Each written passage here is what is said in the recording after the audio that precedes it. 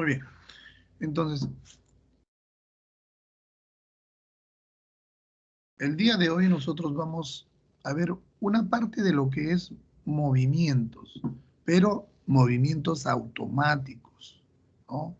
Movimientos desencadenados por un estímulo que no son condicionados por nosotros. A estos movimientos involuntarios, nosotros los conocemos como reflejos. La que sigue, por favor. Doctor, usted está presentando. Sí. Ah, perdón. Tiene usted razón, era la costumbre. Disculpa. Muy bien. Entonces, ¿qué cosa es un reflejo? Es una movilización de un grupo muscular de forma activa, pero involuntaria. Involuntaria. Observen ustedes esta figura, ¿no? Esta movilización se basa en un arco reflejo. Este arco reflejo, ¿qué necesita? Necesita un receptor, un aferente que lleve el impulso hasta la médula espinal. En la médula se encuentra ubicada una segunda neurona que se conoce con el nombre de neurona conectora. A su vez, esta va a transmitir el impulso hacia otra neurona que se conoce como neurona eferente o motora, la cual va a desencadenar la respuesta que nosotros estamos buscando. Entonces, observen ustedes, esta motilidad está dada por una respuesta motora involuntaria desencadenada por un estímulo sensitivo sensorial, en el cual participan 3 neuronas. Su actividad se basa en el arco reflejo. La que sigue, por favor. Carambas. Muy bien. Esos reflejos van a estar agrupados en 2 grandes grupos. Primero, los reflejos osteotendinosos o profundos. Y en segundo lugar, los reflejos mucocutáneos o superficiales, ¿no? Vamos a ir viendo grupo a grupo. Respecto a los reflejos osteotendinosos o profundos, observen que acá el estímulo que se aplica es una percusión a nivel del relieve óseo correspondiente o a nivel del tendón que queremos estimular. Pero este estímulo debe tener ciertas características. El estímulo debe ser brusco, breve y preciso, ¿no? Generalmente se efectúa con este aparato que estamos viendo acá en la parte superior y al cual conocemos con el nombre de martillo, ¿no? Con el nombre de martillo. Con este martillito nosotros percutimos directamente sobre la piel que queremos estimular, ¿no? Y entonces esperamos de ello una respuesta adecuada o inadecuada, de acuerdo a lo que nosotros vamos a consignar ahora. ¿Cuántas veces se puede repetir la maniobra? Podemos hacerlo 2 o 3 veces, pero tratando de evitar el periodo refractario después del estímulo.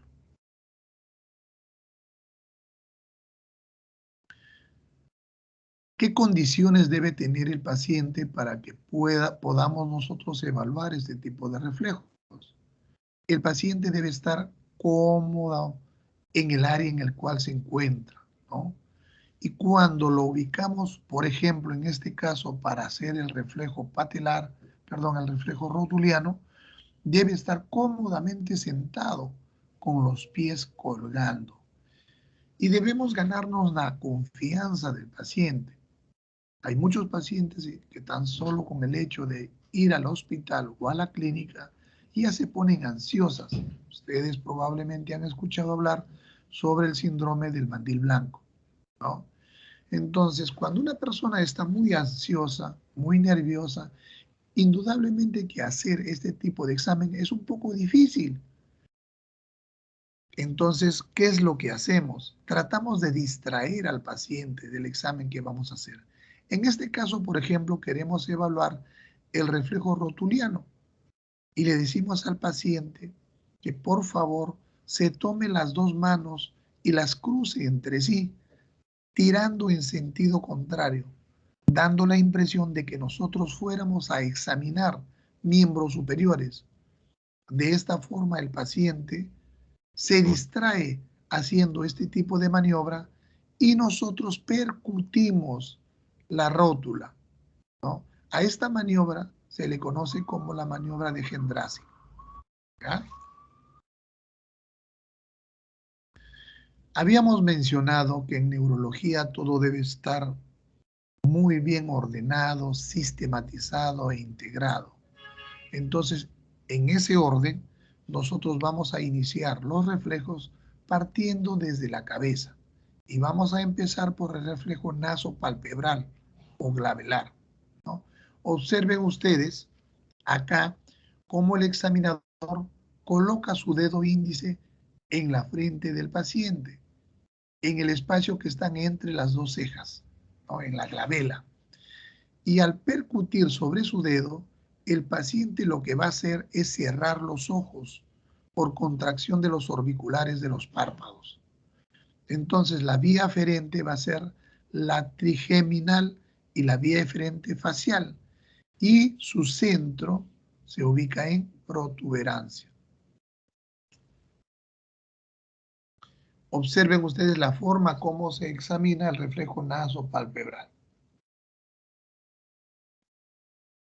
Continuamos nosotros en cara y vamos a examinar el reflejo supraciliar, ¿no?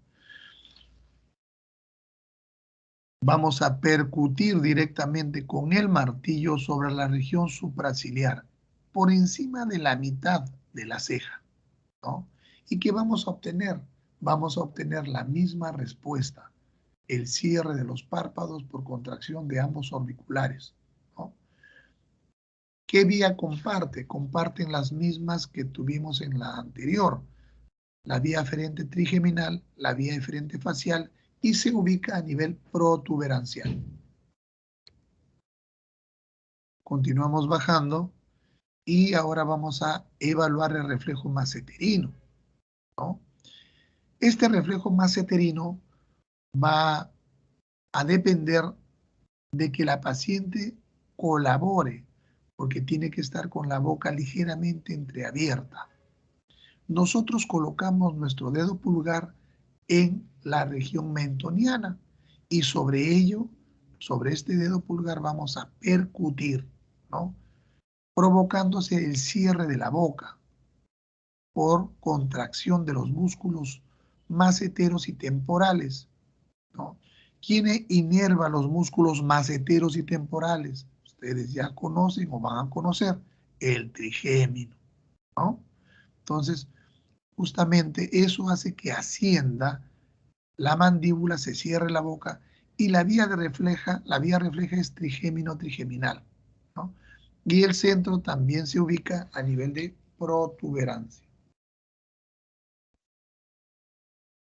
Esos tres reflejos son los reflejos más importantes y básicos que debemos aprendernos a nivel de cara.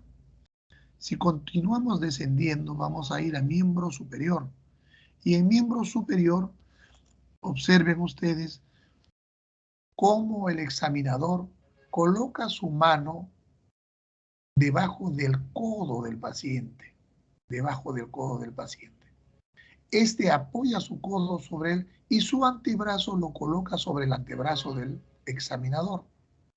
El dedo pulgar izquierdo del examinador presiona o toca el tendón bicipital y allí va a percutir. Al percutir, lo que se va a observar es una flexión del antebrazo sobre el brazo por contracción del bíceps y el braquial anterior. ¿Qué segmento estamos evaluando? C5, C6. La que sigue, por favor.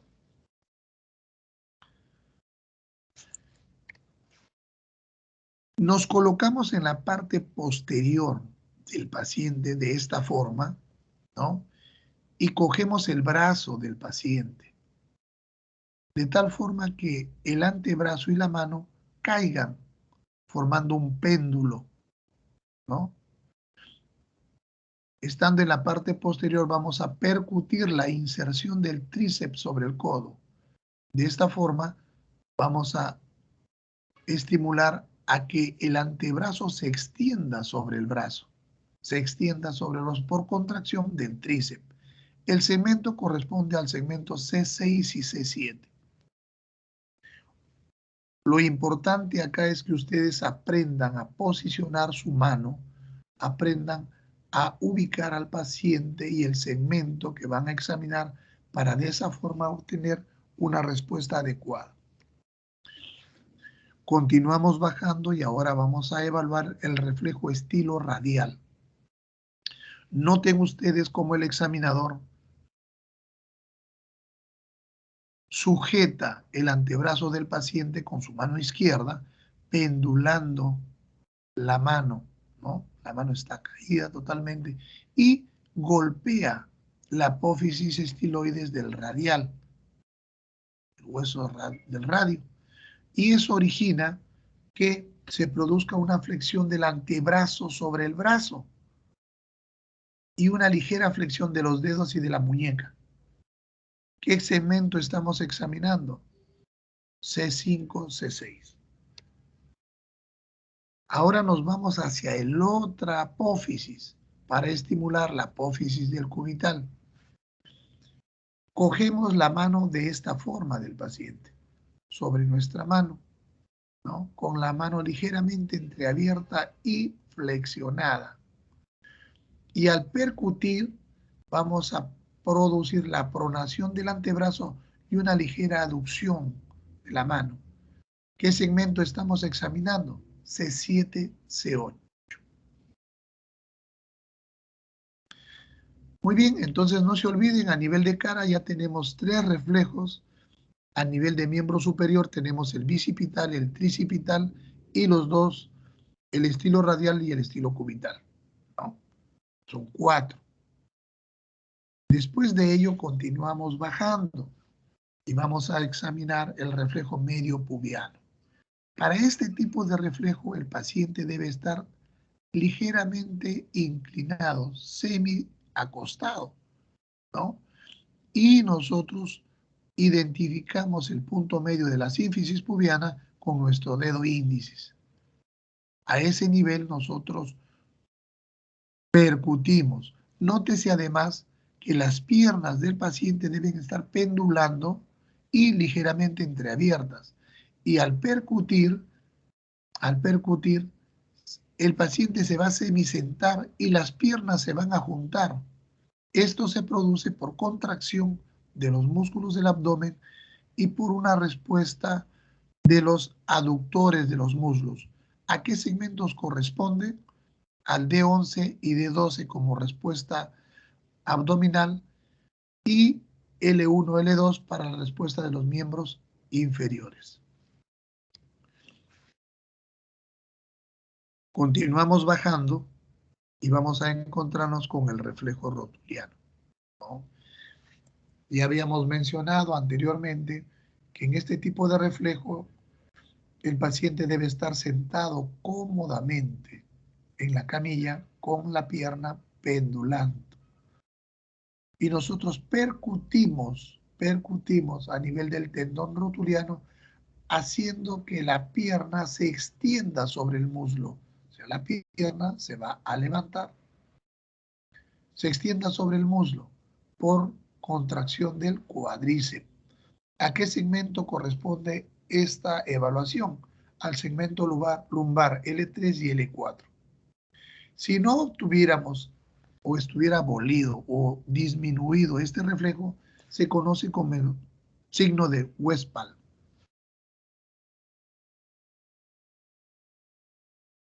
Continuamos disminuyendo, bajando, ¿no? Entonces el paciente siempre está sentado con las piernas pendulando sin llegar al suelo y nosotros nos acomodamos para tomar su pie. Lo podemos hacer de esta manera o colocando nuestra mano en la punta del pie con una ligera dorsiflexión del pie hacia arriba, ¿ya? Y percutimos el tendón de Aquiles. Al percutir el tendón de Aquiles, el pie va a extenderse hacia adelante, ¿no? Va a extenderse hacia adelante por contracción de los músculos gemelos y del sóleo, ¿no? ¿Qué segmento estamos evaluando? Segmento S1, S2.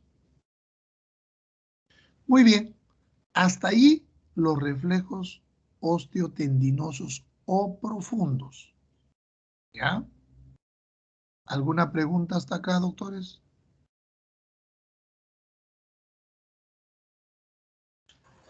Doctor, una pregunta. Lo que pasa es que veo que son bastantes y ¿todos esos se les hace normalmente a los pacientes o es que es para pacientes neurológicos o hay algunos que son más, por ejemplo, el rotuliano he visto que es bastante común, pero todos los demás, ¿se hacen en todos los pacientes? Lo van a tener que hacer, doctora. Y lo que le parece bastante es una insignificancia. Son 3 de cara, 4 de cuatro de miembro superior, un medio pubiano, el rotuliano y el aquiliano. No hay más. 3 de miembro inferior. Más 4, son 10 en total. Y eso tiene que hacerlo de forma rápida. O sea, usted coge a un paciente, lo sienta, inmediatamente le hace el reflejo supraciliar, el glabelar, el maceterino, baja usted al miembro superior, le hace el reflejo bicipital, tricipital, estilo radial y estilo cubital. Hace sínfisis, le dice, siéntese un poquito, el medio pubiano, y después empieza con los miembros inferiores. Eso tiene que hacerlo en menos de 5 minutos. Ya, doctor, gracias. ¿Ya? Y tienen que aprendérselo y ver el orden. Si no son ordenados, lógicamente se van a olvidar. Tienen que hacerlo de forma ordenada, rapidita. Mientras más lo practican, más rápido lo van a poder hacer. Más rápido van a ganar la práctica y la forma de poder hacerlo. ¿Ya? Muy bien. Ahora vamos a ver los reflejos superficiales o mucocutáneos. Estos reflejos los vamos a obtener, ¿por qué? Porque actúan a nivel de la superficie cutánea o mucosa, ¿ya? A estos reflejos se les considera reflejos de defensa. Reflejos de defensa.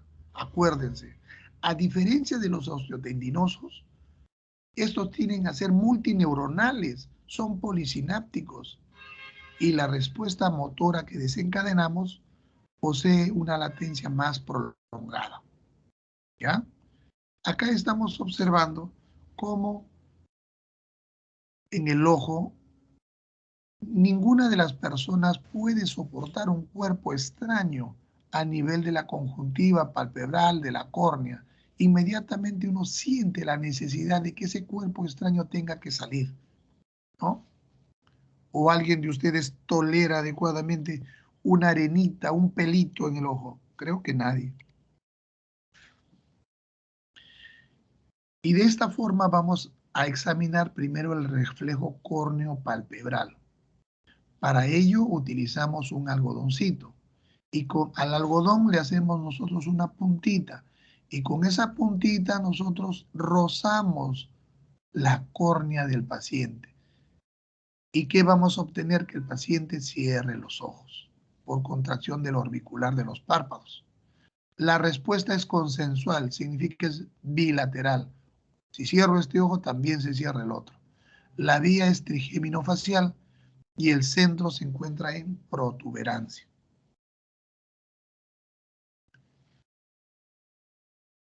De la misma forma y con el mismo objeto, ahora vamos a ver el reflejo conjuntivo palpebral. En lugar de tocar la córnea, ahora vamos a tocar la conjuntiva, ¿ya? Y el paciente de igual manera va a cerrar los ojos por contracción del orbicular. Las vías y el centro reflejo se obtienen, como les había mencionado, estimulando la conjuntiva, ¿no? Vía aferente trigeminal, eferente facial, centro, protuberancia. Muy bien. Respecto a estos dos reflejos, probablemente cuando ya ustedes sean internos o sean médicos, lo utilizamos de forma muy frecuente cuando un paciente fallece. Entonces, cuando un paciente fallece, para constatar la defunción, ¿qué hacemos? Le rozamos la córnea o la conjuntiva. Y lógicamente, si el paciente tiene ausencia de estos reflejos, aunados a otro que es el reflejo fotomotor, y las pupilas están midriáticas y dilatadas, con ello constatamos la defunción del paciente.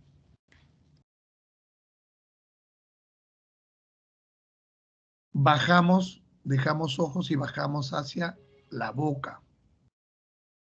Hacemos que el paciente abra la boca y con un hisopo o un bajalengua vamos a tratar de rozar los velos del palatino, los velos del paladar. Y cuando hacemos esto, lo que obtenemos de forma normal es que este velo del paladar se eleve, suba. Primero hacemos de un lado y después del otro, ¿no? Cuando nosotros observamos que hay alguna alteración por falta de inervación o compromiso del noveno décimo, vamos a observar que un velo está más caído que el otro y que la úvula está retraída hacia el lado sano, ¿no? Entonces, no se olviden, la estimulación es primero de un velo y después del otro. ¿Qué vía es glosofaringia vagal?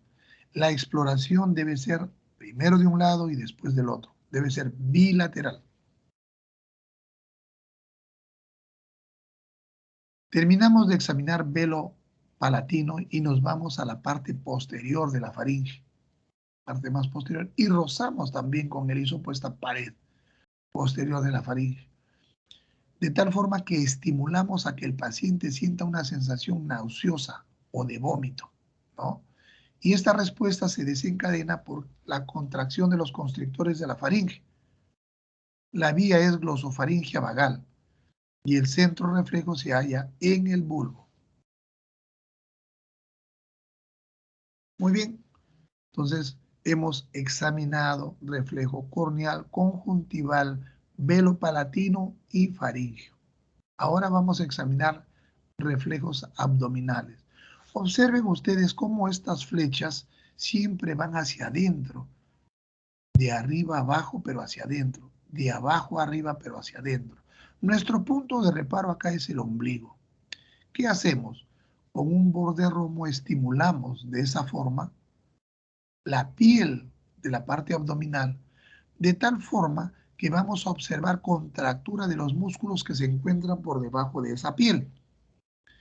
Y vamos a obtener que el ombligo se vaya en dirección a la parte contraída.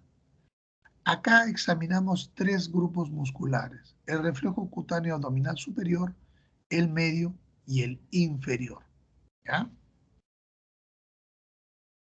El superior corresponde a los segmentos D7 y D8.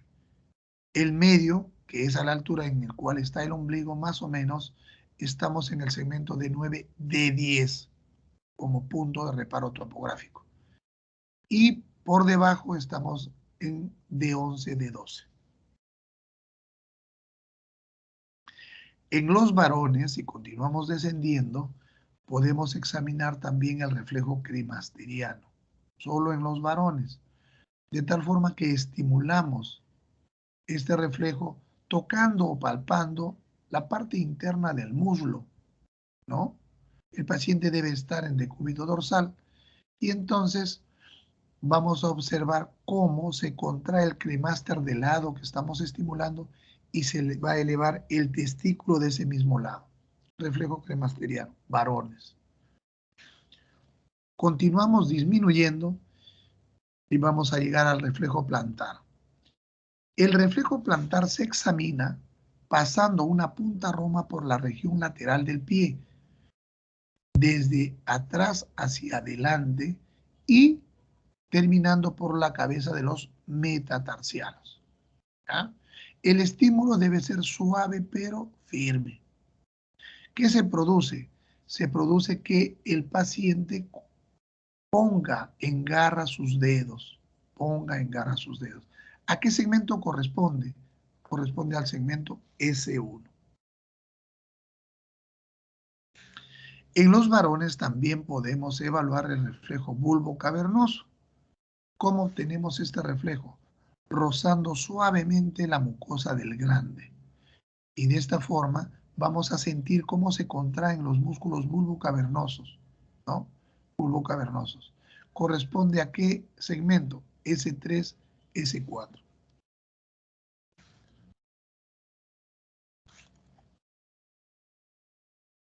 En algunos pacientes vamos a tener que evaluar el reflejo anal. ¿Cómo se evalúa este reflejo? Se estimula suavemente por contacto o por roce alrededor del ano, del esfínter externo del ano. Y lo que ocasiona es una contracción visible del esfínter externo. ¿Qué segmento corresponde? S5. Muy bien. Cuando nosotros evaluamos, generalmente evaluamos las partes visibles del paciente, tanto los osteotendinosos como los mucocutáneos.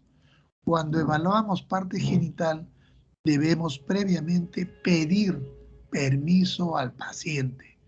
Y cuando hacemos esto, debemos estar acompañados siempre por otra persona, de preferencia el técnico o la enfermera, para evitar cierto tipo de problemas médico-legales, ¿no?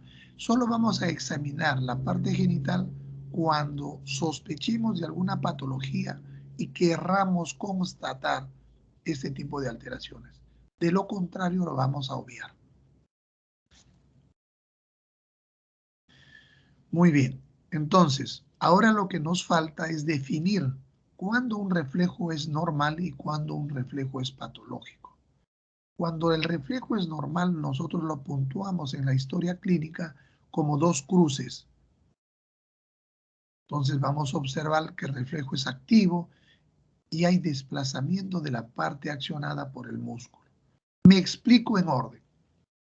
Por ejemplo, si yo estoy tocando un grupo muscular al cual estoy haciendo un estímulo para ver reflejos y veo que el reflejo está ausente y ni siquiera se palpa la contracción muscular que quiere desencadenar este movimiento, entonces digo arreflexia y lo puntúo como 0. Si yo estoy palpando, por ejemplo,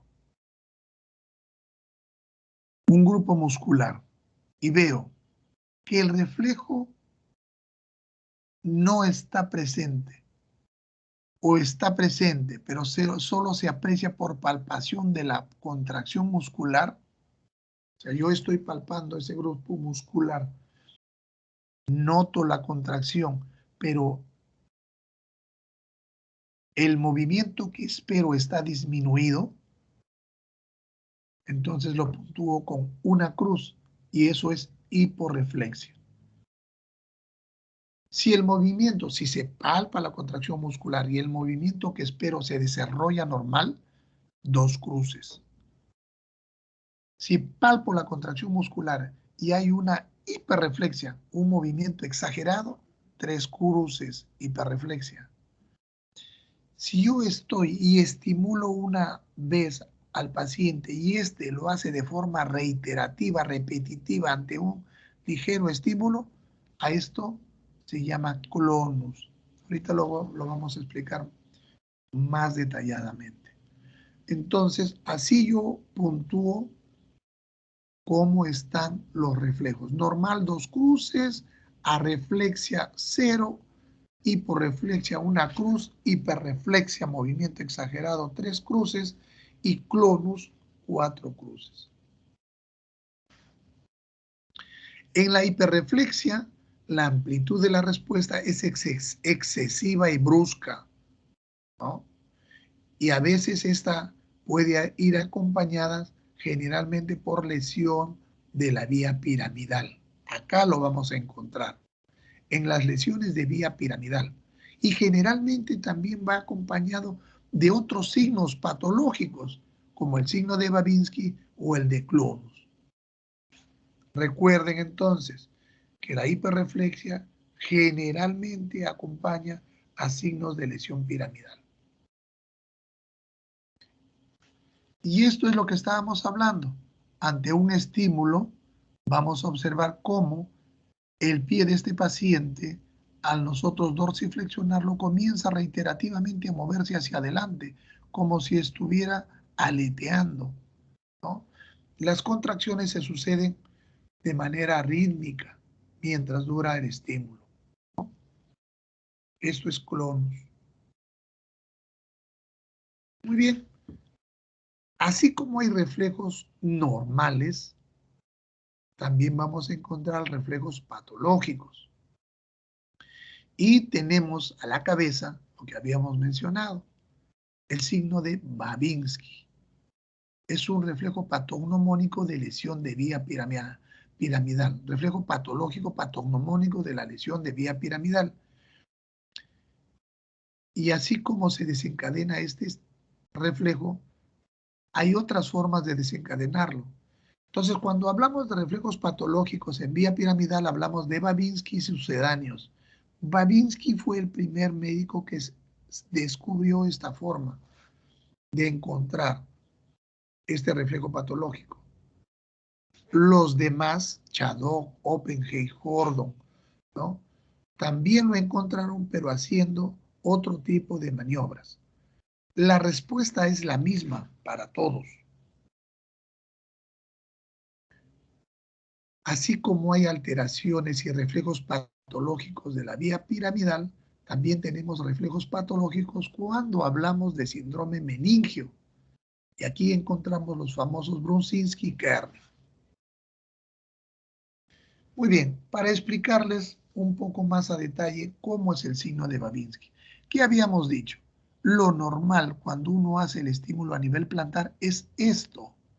Usted pasa una punta roma por el lado lateral de la planta y va de atrás hacia adelante y termina en la cabeza de los metatarsianos.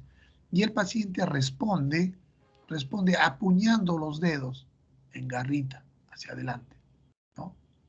Sin embargo, cuando un paciente tiene un problema de vía piramidal, vamos a observar que al hacer este estímulo, nosotros encontramos que el paciente, en lugar de apuñar los dedos, flexiona hacia atrás, dorsiflexiona el primer dedo y abre el resto de los dedos en abanico. Esto se conoce como signo de Babinski positivo. Este es un signo de Babinski típico, ¿ya? Típico. Así deben pasar ustedes la punta roma en la región plantar, de atrás hacia adelante, y se termina por la cabeza de los metatarsianos. Y se obtiene lo que les había dicho si el paciente tiene lesión de vía piramidal: dorsiflexión del primer dedo y apertura en abanico. Signo de Babinski. ¿Qué significa? Lesión de vía piramidal. Hinchado, vamos a obtener la misma respuesta: dorsiflexión del primer dedo, apertura en abanico del resto de los dedos. Pero noten ustedes acá, el paso del estímulo no es a nivel plantar, sino por la cara lateral del pie, de atrás hacia adelante. Y obtenemos la misma respuesta, signo de Chado. En Oppenheim vamos a obtener la misma respuesta, pero pasando nuestro dedo índice y nuestro dedo pulgar a través de la tibia, desde arriba hacia abajo. Nosotros discurrimos nuestros dedos a través de la tibia de arriba hacia abajo y vamos a obtener esta respuesta. En Gordon, lo que hacemos es presionar fuertemente los gemelos, ¿no? De tal forma que al hacer ello vamos a obtener la misma respuesta: dorsiflexión del primer dedo y apertura en abanico del resto. Por eso es que se conoce como signo de Babinski y sucedáneos. Cuando nosotros nos enfrentamos a un paciente que tiene y en el cual sospechamos un síndrome meningio, nos abocamos a tratar de encontrar algún signo que nos corrobore esta presunción diagnóstica y buscamos signos de Brusinski. Acá observen ustedes cómo el examinador, ubicado a la derecha del paciente, con su mano izquierda coge la región occipito cervical y con su mano derecha coge el tórax del paciente y trata de flexionar el cuello, haciendo que el paciente toque con su mentón su pecho. El paciente que se encuentra con las piernas estiradas, al hacer esta flexión del cuello sobre el pecho, no tolera por elongación de las meninges y para aliviar su dolor lo que hace es doblar sus rodillas. Eso es Brusinski positivo. En Kearney, el paciente está con la pierna estirada y nosotros lo cogemos del talón y tratamos de levantarlo, pero al continuar levantando, también el paciente no va a tolerar esto y va a doblar la rodilla. Eso es signo de Kearney. ¿Para qué lo utilizamos? Para ver si hay o no irritación a nivel meningio, cuando sospechamos síndrome meningio. Muy bien.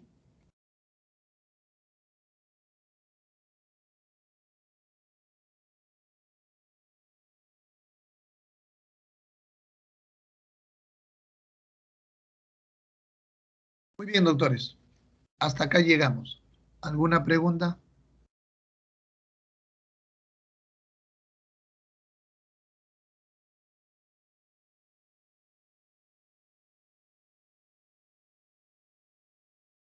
¿No hay preguntas, doctores? Doctor, disculpe otra pregunta. Estas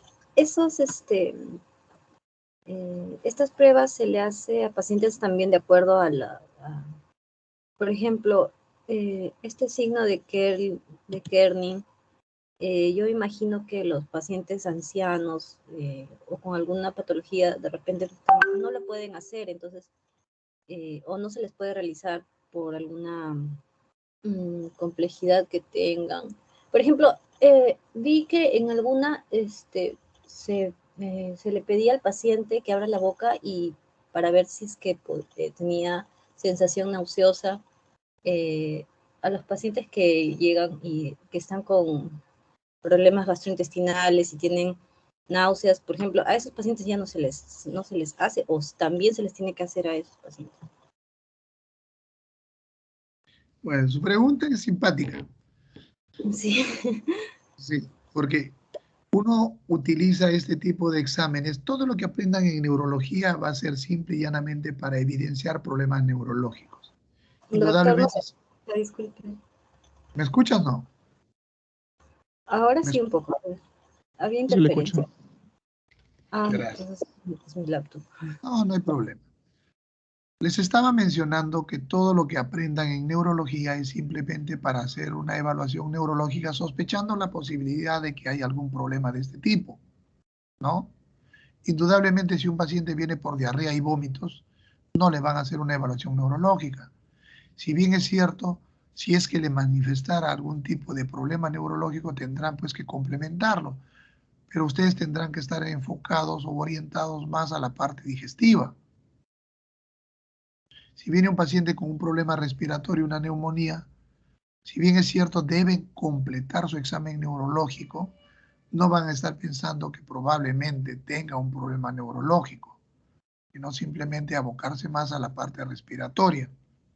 De igual forma, si ven que un paciente tiene pues un problema de un ACV, ustedes no van a estar abocados a hacerle más la parte respiratoria o digestiva, tendrán que abocarse más a la parte neurológica, ¿no? En cuanto a su pregunta respecto a que si hay algún paciente senil que se le puede hacer, hay pacientes en los cuales, si bien es cierto, debemos hacerle el examen, no van a presentar, no nos van a ayudar, porque los pacientes ancianos tienen pues problemas de artrosis a nivel cervical, por decirle, y ya ellos vienen contracturados, de por sí,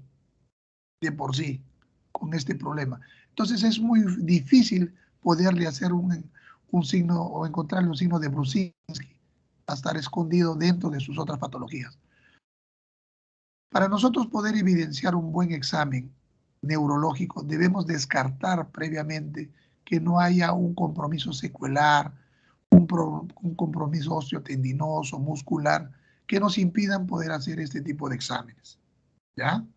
Entonces, si es un ancianito, va a ser un poco difícil poder hacer.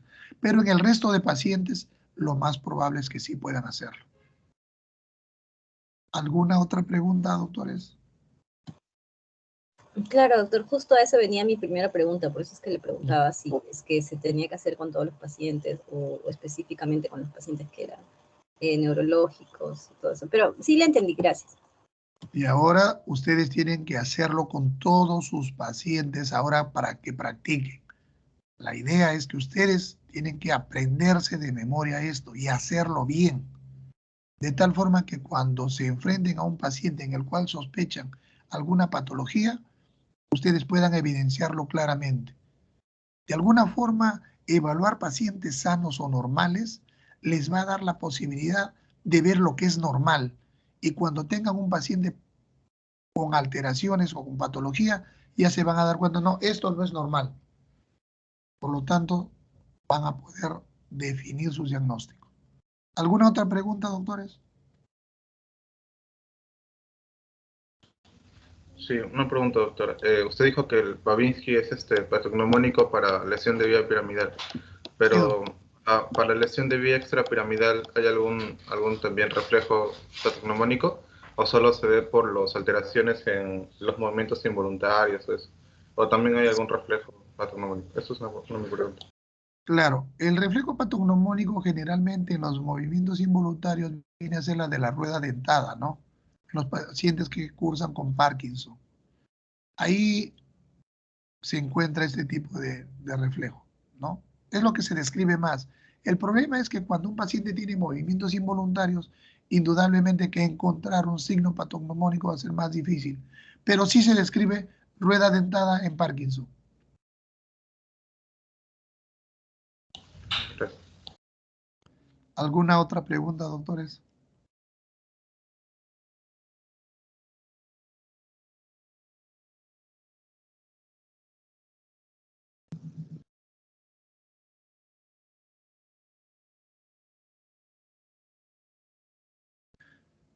Muy bien, doctores, les pido por favor, practiquen, examinen. Todo lo que les hacemos nosotros, replíquenlo. Es la única forma de que puedan ustedes aprender. Si no lo hacen, se van a olvidar. Si no lo hacen, van a tener dificultades al momento del examen. Por favor, en caliente nada más, practíquenlo, replíquenlo, háganlo 3, 4, 5 veces hasta que lo aprendan y después de eso hagan su videíto, ¿sí? La única forma de poder aprenderlo es con la práctica. Si no lo practican, no lo van a aprender. No lo dejen.